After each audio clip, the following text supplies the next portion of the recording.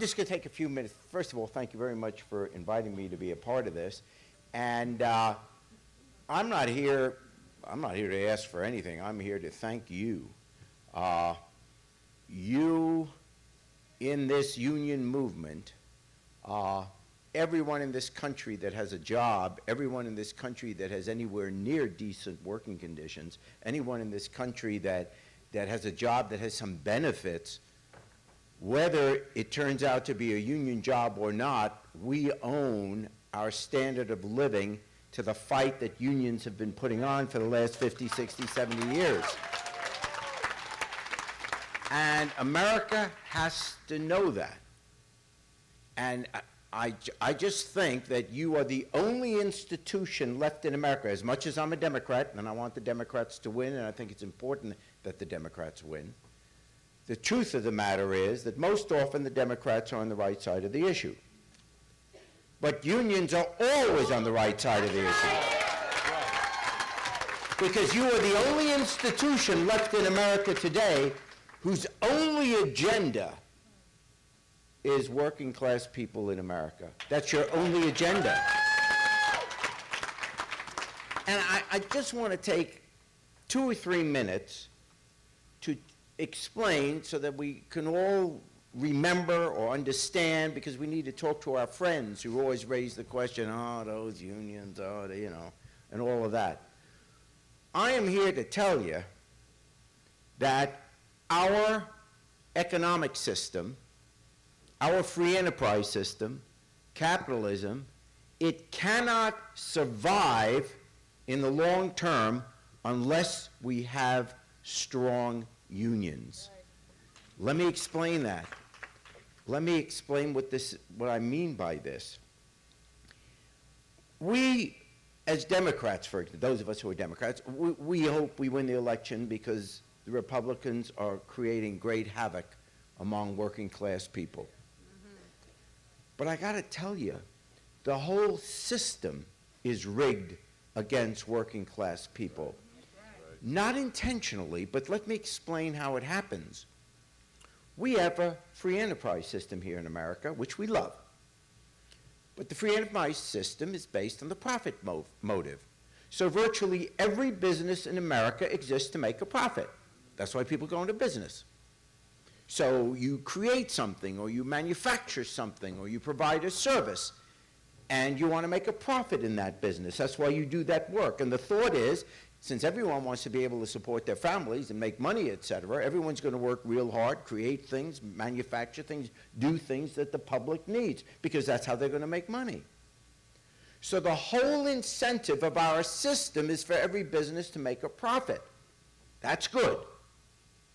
The negative part of that, which we never address, is that in order for a business to make a profit, it has to cut expenses.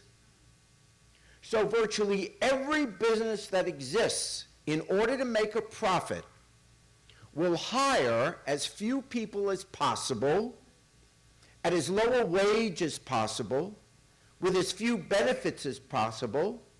Remember, I said as possible, so that permits it to make a profit. So we've built into our system an incentive to not pay decent wages, to not give a lot of benefits, to not hire a lot of people.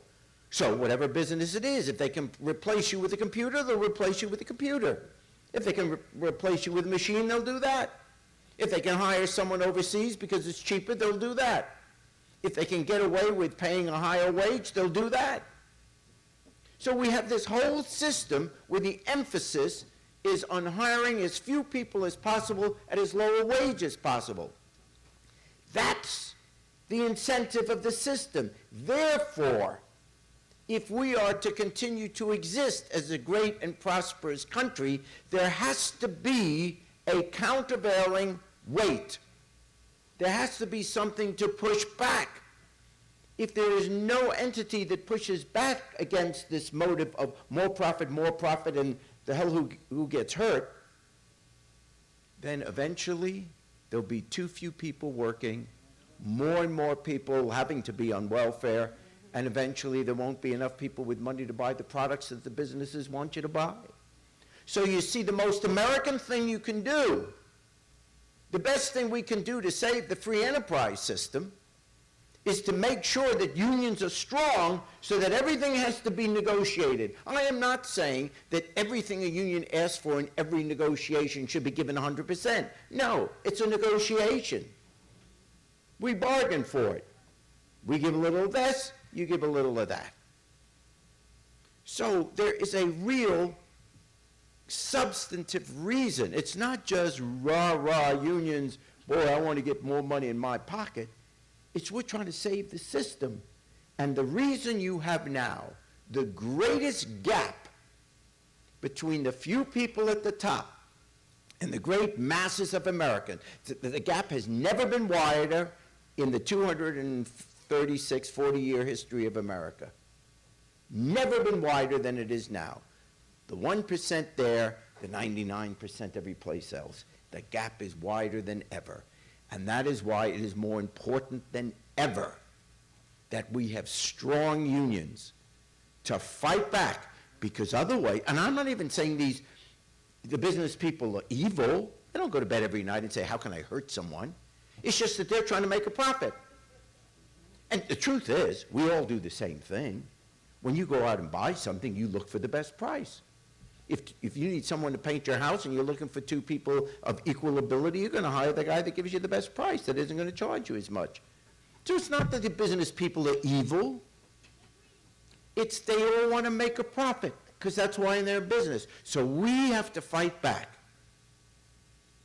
Because I'll tell you something. Do not believe for a second that middle and lower income people love their children any less than a rich person does. We want, middle and lower income people, they love their children. They want to have health care. They want to be able to feed their kids. They don't want to have to choose at the end of the month, is this the month we pay the rent, or is this the month we pay the doctor bill, or this the month we pay the tuition for our kids' schooling? We are at the forefront. Organized labor. It has to be stronger than ever before. We have to reverse the trend. People have to understand it's the only thing that will stop this runaway gap.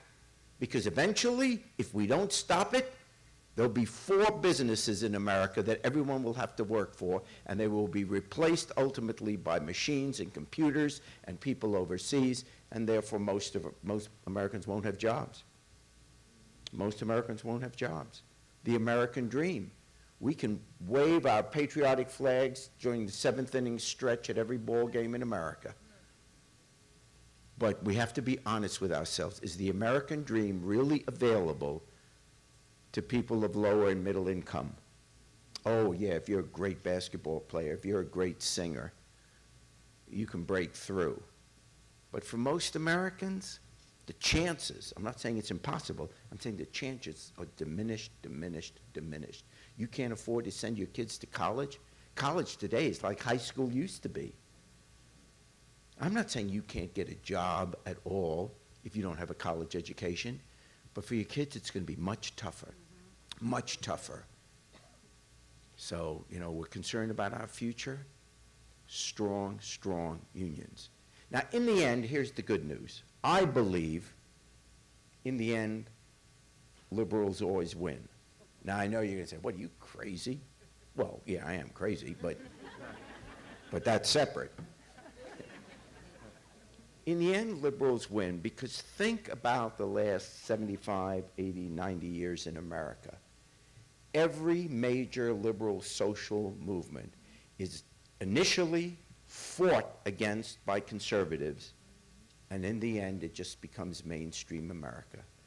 The conservatives fought against Social Security, and now we can't even conceive of not having Social Security. And in fact, if you say that you're going to mess around with Social Security, you can't win the election. So that's mainstream America. They fought against decent working conditions pushed by the labor force. Now, of course, we have the 40-hour work week and benefits and all that kind of stuff. They fought against civil rights. Now we have an African-American president. They fought against women's rights, and our next president's going to be Hillary Clinton.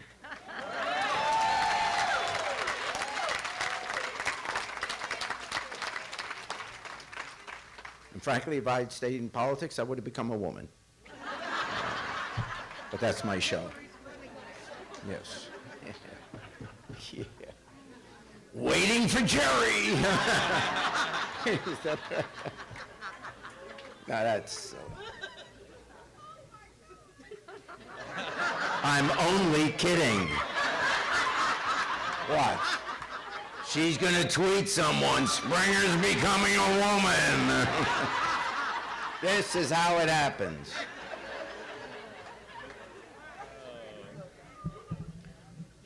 One final thing, and this is the part I don't get. When I say that in the end liberals win, because in the end it is, gay marriage, for example. It was, honestly, 10 years ago, if you would have said something like that, you know, your political career was over. You know, it was, and now it'll be the law of the land, and in many states it is. Yes, thank God.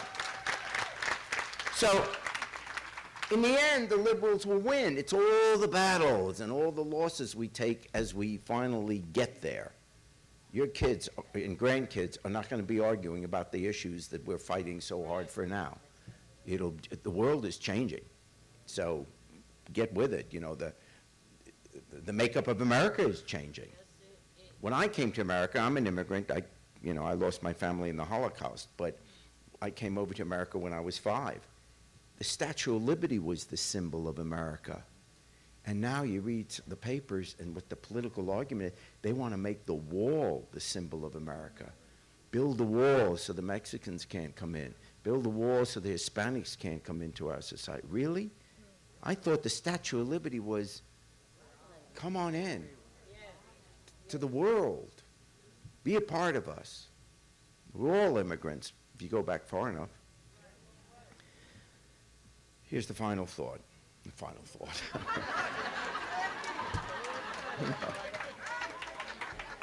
I've been with the show too long. I've been with the show too long. See, I love you too.